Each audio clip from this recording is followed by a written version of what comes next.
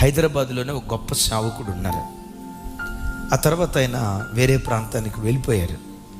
ఆయన ఒకరోజు సాక్ష్యం చెప్తూ దేవుడు నాకు 3 కుమార్తెలను ఇచ్చాడు.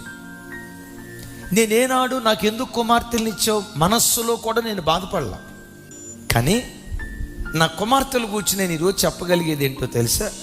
నా కుమార్తెలను ఒక అయ్యే చేతిలో పెట్టే వరకు, చిన్న కుమార్తె వివాహం రోజు చెప్పిన మాట, నా 3 కుమార్తెలను కన్యకలుగా కాపాడి నా అల్లుడి చేతిలో పెట్టే కృపదేవుడు నాకు అనుగ్రహించాడు.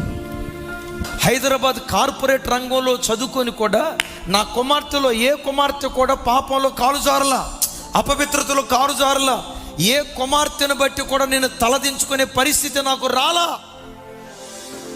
మీ అమ్మాయి పలానా అబ్బాయి బండి ఎక్కిందయ్యా, మేము చూసాం, ఒక్కడా మాట మాట్లాడాలి.